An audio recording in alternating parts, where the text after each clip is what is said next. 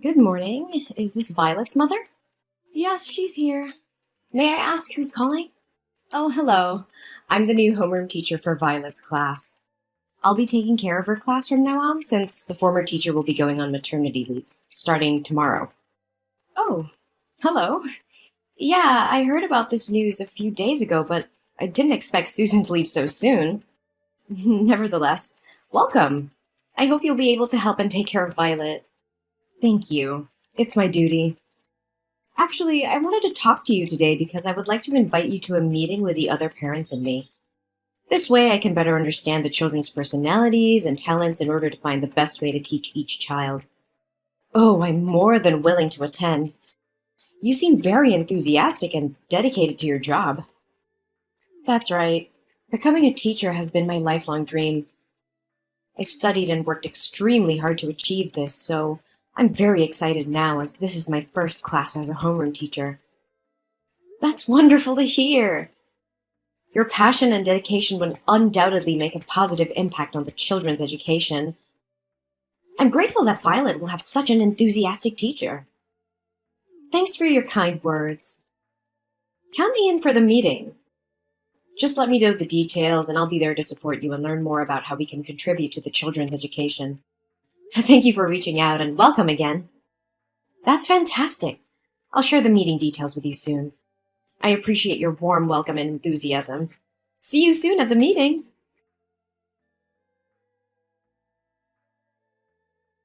Wow, it's such a small world.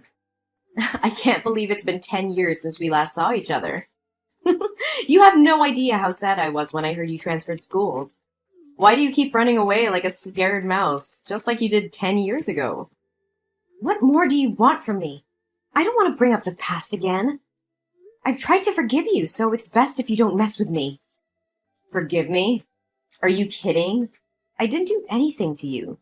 We used to be best friends. If anyone needs to beg for forgiveness, it's you for moving away and taking the joy from my everyday school life. Best friends? You were a bully. You ruined my life. Oh, come on. Don't be such a drama queen. Haven't you always wanted to be the most popular girl in school? I was just trying to help you. But don't be so hard on me. Those games were really fun. Do you call those inhumane acts, insulting others and making me live in fear every morning, a joke? You started a game where people at school were rewarded for throwing the most food at me. And from then on, every lunchtime was a nightmare. Everyone in school competed to throw whatever they could at me. Even when I hid on the balcony or the restroom, you always found me to continue that cruel game. Yeah, that was so much fun. From then on, I was covered in food every day and smelled. You even told everyone I was a trash can, and since then, my locker was always filled with disgusting garbage, along with curses and wishes for me to die. Never mind, they just said it for fun. The climax was the prom night in our second year of high school. You told me that the theme of the prom was to dress up as an animal. At that time, I was foolish enough to believe your lies and think that you wanted to make up with me. So I accepted your offer to do my makeup and dress up as a chicken. But when I arrived, everyone laughed and pointed at me. You even manipulated people to vote for me as prom queen. And when I was dragged up to accept the award, you poured a bucket of blue paint all over me. Oh yeah, you looked like a Smurf. Oh, I still find it funny to this day. Ah, you have such a good memory. How do you remember everything in such detail? I wish I could forget about it too, but those memories left a big psychological impact on me. Despite attending numerous therapy sessions, I still can't erase those horrible experiences from my mind. Ugh, chill out. Can't you take a joke? Those weren't jokes, Farah. They were acts of pure cruelty and humiliation. I was tormented daily, emotionally and physically scarred by her actions. My self-esteem was shattered and I lived in constant fear and embarrassment. Ugh, lighten up. You were such an easy target. Besides, you should have been grateful for the attention. It's not like you were anyone special before. Grateful? Are you serious? No one deserves to be treated the way you treated me. I was a human being just like you. Those acts of torment weren't funny or playful. They were a violation of my dignity and a betrayal of our supposed friendship. Friendship? Ha! You were always so pathetic and desperate for acceptance. I was just trying to toughen you up, make you stronger. Look at you now. Isn't it thanks to my upbringing that you dare speak up against me instead of crying and resigning yourself all day like before? Toughen me up? No, you were just a bully. You enjoyed having power over me, relishing in my pain and suffering. You had no regard for the consequences of your actions or the emotional scars they left behind. Ugh, stop playing the victim. It's been years and you're still dwelling on the past. Get over it already. Get over it? How can I forget the years of torment, the humiliation, and the constant fear? These experiences have shaped who I am today, but I refuse to let you define me any longer. I'm stronger now and won't allow you to belittle my pain. Whatever. You're just being dramatic. It's not like it affected you that much. Those are just rebellious acts. Almost every teen goes through that phase. I believe that when Violet grows up, she'll do the same thing I did to you. Oh no, she'll definitely turn out to be a failure who needs to be taught a lesson, just like her mother. Perhaps in the near future, I'll have to dedicate myself to taking care and paying attention to Violet. She'll be my favorite student from now on. How can a person like you, with such a biased, immoral, and shameless mindset, become a teacher? I will notify the school immediately so they can remove you from your position and find a more suitable teacher for my daughter's class. I refuse to have my child influenced by someone as inhumane as you. What do you think you can do? Don't you know that the principal of this school is my father? Go ahead and share your opinion. Try everything you can to get me fired. But guess what? My father will make sure to write negative comments on your child's school records, making it difficult for her to find a school anywhere else in the future. I will tell the truth about you to other parents, and I'm certain they will support the change of teachers. Oh, really? But let me tell you something. The process of making complaints and getting things done can take months, even years, for the council to consider your opinion. So what do you think your daughter will go through during that time? Let me enlighten you. Elementary school kids can be even more manipulative than high school kids. You underestimate my determination to protect my child. I will not let your influence continue to poison the school environment. I will gather evidence, reach out to other parents, and together we will fight for a safe and nurturing educational environment for our children. Go ahead and do your worst. But remember, I have my ways of protecting myself and ensuring that my position remains secure. You can't defeat me. We'll see about that, Farah. I won't back down. The truth will prevail, and your reign of cruelty will come to an end. You may have power within the school, but I believe in justice, and will fight for it until the end. So inspirational and touching. We'll see who comes out on top, Ella. Just remember, I always have a trick up my sleeve.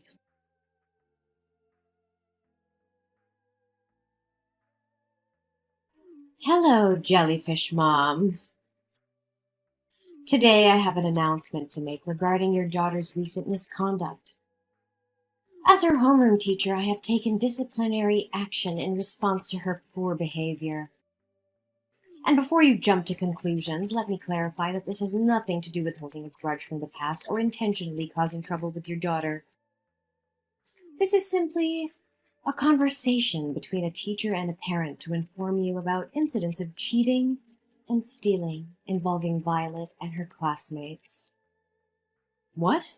What do you mean by poor behavior? Are you saying my daughter cheated on her exam and stole from her classmates? Yes, that's exactly what I mean. During a math test today, I noticed Violet looking at her classmates' papers and even exchanging answers with them. A math test? That can't be right. Violet excels in math. Last year, she even represented the school in an inter-school math competition. How can you be so sure that she hasn't neglected her studies this year?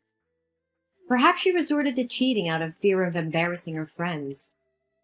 Furthermore, today was Violet's day for classroom duty. When her classmates returned to the class after playing, many of them discovered that their belongings were missing. Crayons, hair bows, game consoles. They were all found in Violet's locker when we conducted a search. How is that possible? Something doesn't add up. I am confident that Violet would never steal from her friends. Someone must have framed her. Accept the truth. You have failed to raise your daughter properly. As an experienced teacher, I can clearly discern if a child is lying or not.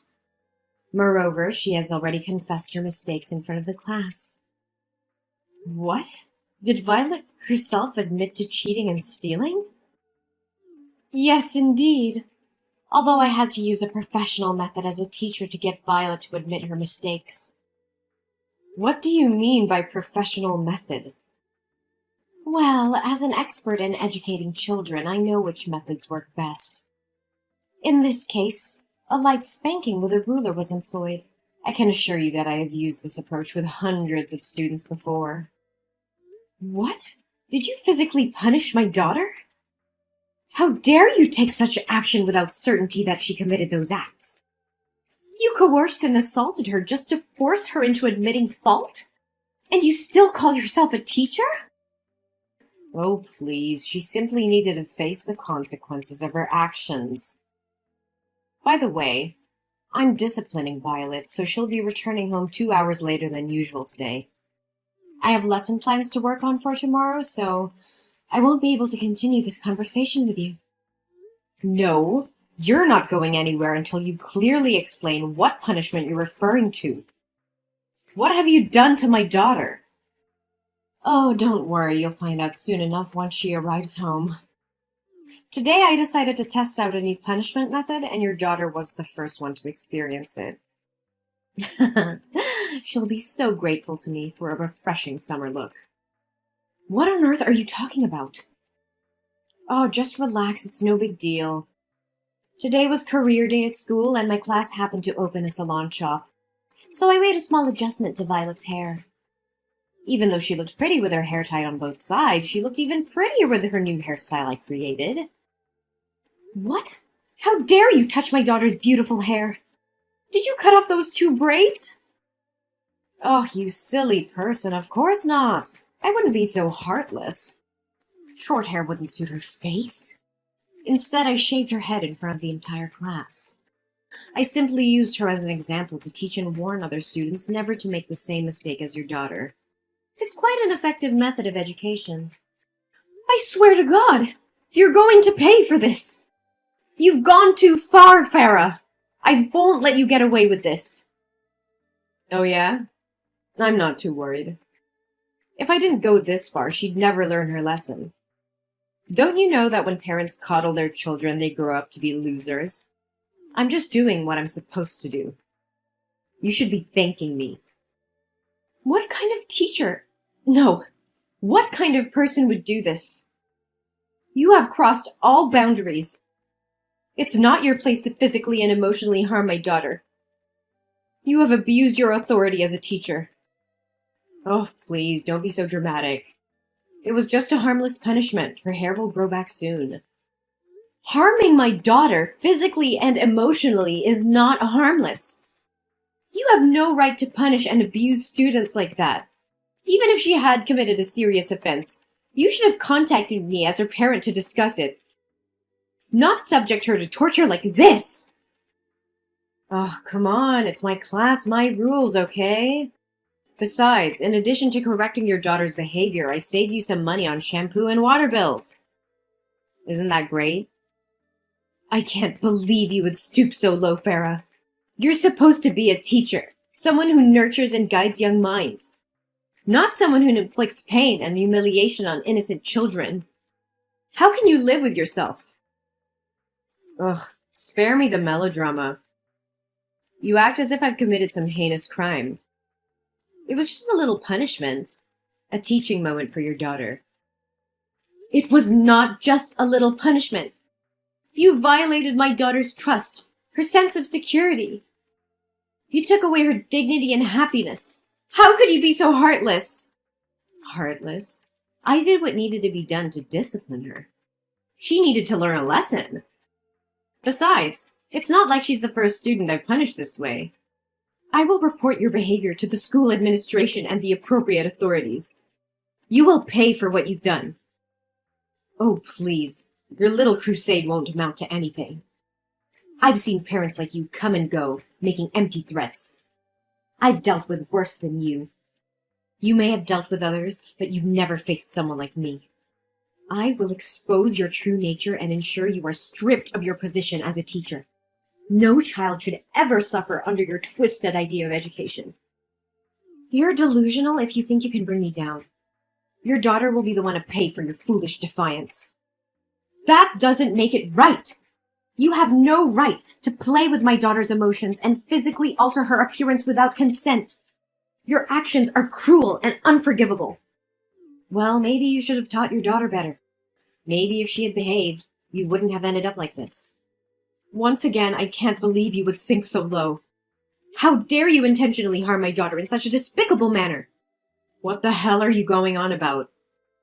It's just my responsibility as a teacher. Oh, so it was your responsibility to fabricate a cheat sheet, then purposefully approach my daughter's desk during the math test, dropping it near her feet and pretending it was innocent? Did that answer magically appear in her pocket too? And let's not forget your responsibility to rummage through other students' belongings, hide their items in my daughter's locker, and play innocent while they search for their possessions. You're truly cunning and conniving. What in the world are you trying to imply? Are you making up stories to protect your daughter and shift the blame onto me? The other students in the class will back me up. Oh, you think so? Well, I happen to have video evidence of your malicious actions towards my daughter. Video? What video are you blabbering about? Maybe Susan forgot to mention that there are security cameras installed in the classroom, ensuring parents have complete oversight of their children's safety and the quality of education. Today, those cameras captured everything. What?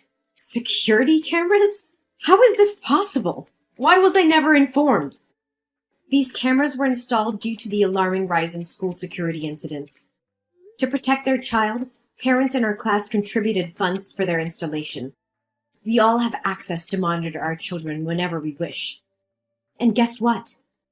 This time it worked flawlessly, safeguarding my daughter's dignity.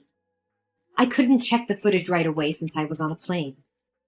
By the way, I visited your previous school, the one where you were fired, to uncover the truth. No, it can't be true. God, I despise even uttering your name. Did you know you don't even have an education degree or teaching certification? They informed me that you were terminated because they discovered your secret and your extreme misconduct towards the students. So what? What can you possibly do? Even if you brandish that absurd evidence to intimidate me, I won't be afraid. My father will do whatever it takes to keep this under wraps. I won't bother reporting this to the school administration. But mark my words, I will use this incontrovertible evidence to write a scathing expose about you, shedding light on the rampant child abuse and the dangerous presence of uncertified teachers such as yourself. Do you think writing for a newspaper will make a difference? Huh, that's a pathetic joke. Do you honestly believe any journalist will pay attention to your fanciful tale? Well, I can't speak for all journalists, but I will. And not just any journalist. I am the chief editor of the New York Times education column. Prepare to face the consequences of your actions. Ugh, please, you're just bluffing. You really think I won't follow through with my words, don't you? You underestimate my determination to protect my daughter and ensure justice is served. I have evidence that will expose your misconduct and abuse of authority. The world will know what kind of teacher you truly are. Evidence or not, no one will care about your little vendetta. You're just a desperate parent trying to make a scene. You may think so, but you're gravely mistaken. I've contacted the local news outlets, and they're interested in investigating this matter further. They understand the importance of protecting students from abusive educators like you. Local news? That's all you can manage? They won't have the reach or influence to make a significant impact. That's not all. I may have started with local news, but I won't stop there.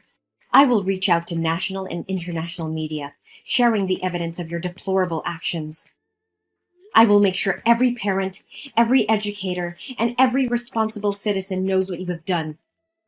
You can try, but I have powerful connections that will protect me. No one can touch me. Connections may shield you temporarily, but they won't save you from the relentless pursuit of truth. The public will demand answers, and those connections will crumble when faced with undeniable evidence. You will be held accountable for your actions. This can't be happening. You can't ruin my career like this.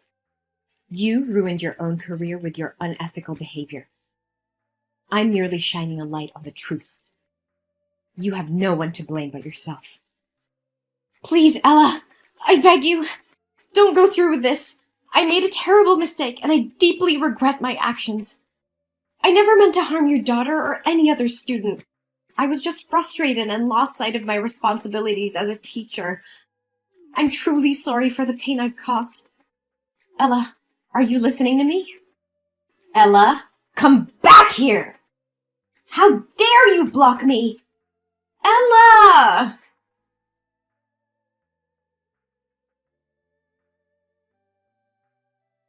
The public became aware of Farah's student abuse incident, and the news spread like wildfire. Outraged parents, teachers, and community members demanded justice for the students who had suffered under her care. The evidence, including the surveillance video, was presented in court, leaving no room for doubt about Farah's actions.